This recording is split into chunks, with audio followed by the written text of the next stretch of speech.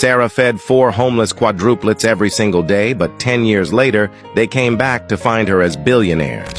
Sarah was never the kind of woman people remembered at first glance. On a street filled with dust and exhaust, she was just an ordinary woman barely surviving by selling rice and stew. She had no jewelry, no savings, and lived in a cold little shack with a leaking roof. But no matter how hard life got, she woke up before sunrise every day, splashed cold water on her face, tied on her apron, lit the fire, cooked the food, and then stood by her broken wooden table at the roadside, waiting for customers. Her business was never great, but she always smiled gently at everyone, because she knew every coin she earned was hope for surviving tomorrow. Then one afternoon, she saw 4 filthy little boys sitting beside an unfinished building across the street. They were identical quadruplets, no more than 10 years old, dressed in torn clothes, barefoot, and so thin they looked like 4 little sticks. They did not beg for food, and they did not cry. They just stared at the steaming rice in her pot.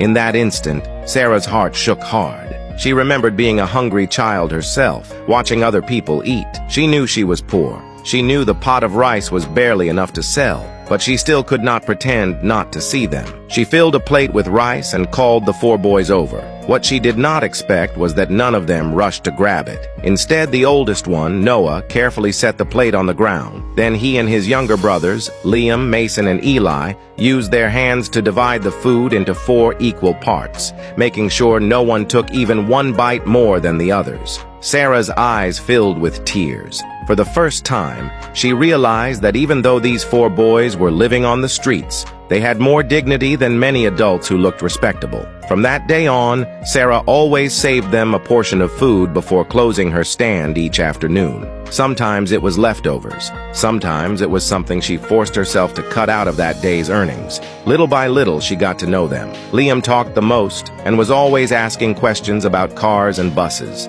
Mason was the quietest, but he could always tell right away whether she was tired. Eli was the most thoughtful, always checking whether his 3 brothers had food before taking his own share. And Noah, like a little grown man, always kept his 3 brothers behind him, protecting them. But Sarah's kindness did not earn everyone's understanding. Daisy, the woman at the stand next to hers, often mocked her and said she was feeding future criminals. She even called her stupid in front of customers on purpose. Little by little, some customers stopped buying from Sarah. She made less and less money, but she still did not stop, because to her, those 4 children were no longer street kids. They were family she could not let go of. One day, business was so bad that not a single grain of rice was left in the pot. The 4 boys came, said nothing, and just stood there quietly. Sarah's heart ached. She took out the 4 pieces of bread she had saved for her own dinner and put them into their hands.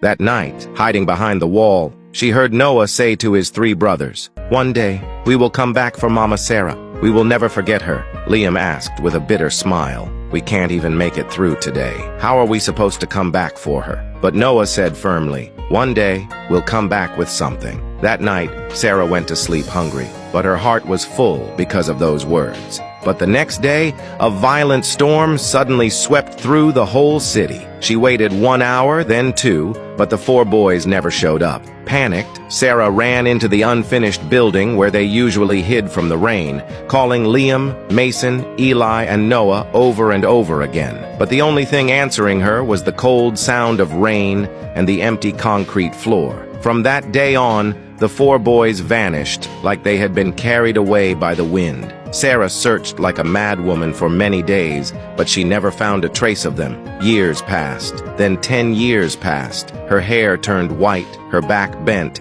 the street changed, and the old faces disappeared. Only she remained, still standing by that broken wooden table, still selling rice. Everyone else saw her as just another unremarkable old woman, but only she knew that in her heart there was still a place kept for those 4 boys. Then one evening, just as she was getting ready to close her stand, a deep, powerful roar shook the whole street. A luxury car, the kind that had never appeared on that broken road before, slowly stopped in front of her stall.